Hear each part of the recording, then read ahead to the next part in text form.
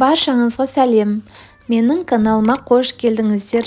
Бүгін сіздермен дастарханның сәнін келтіретін өзбек лепешкасын дайындайтын боламыз. Жұмсақ әрі дәмді және де жасалу жолы өте оңай болып келеді. Видеоны міндетті түрде соңына дейін көріңіздер.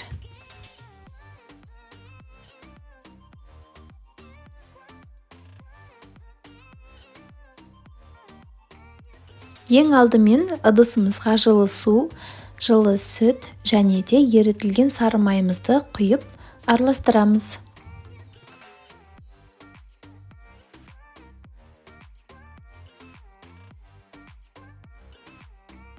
Бір ас қасық ашытқы, дәміне қарай қант және тұз салып, жақсылап араластырамыз.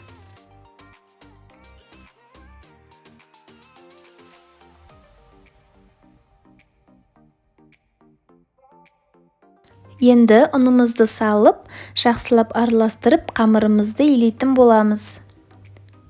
Бізде жұмсақ қамыр болып шығу қажет. Бетін жауып 2 сағатқа жылы жерге қоямыз.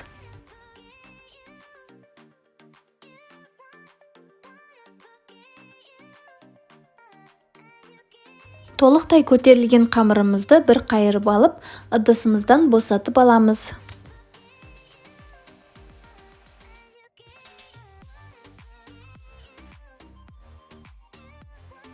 Сопақша формаға келтіріп алып, видеода көріп тұрғандарыңыздай бірнеше бөліктерге бөліп аламыз. Көз мөлшермен немесе таразының көмегімен 100-120 граммнан бөліп өлшеп аламыз.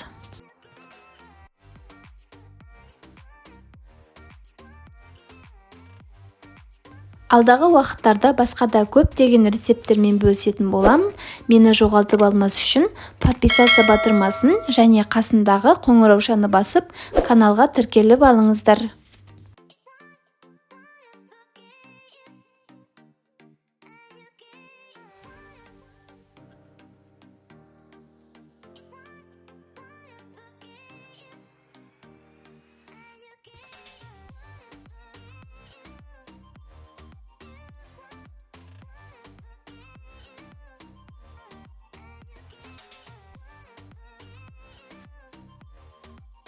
Қолымызбен домалатып, формаға араларын ашып саламыз және де бетін жауып 20 минутқа тағы көтерілгенше қоямыз. Көтерілген қамырларымызды саусағымыздың көмегімен дәл ортасынан басып, нанның формасына келтіреміз.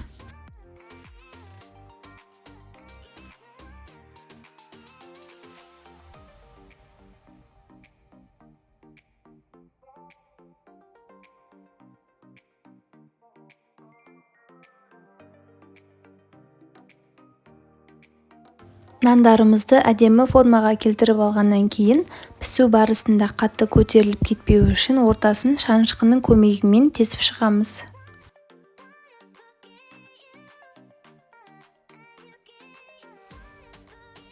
Ал енді бір жұмыртқаның сарысымен бір ас қасық сүтті араластырып, нандарымыздың бетіне жақсылап жағып шығамыз.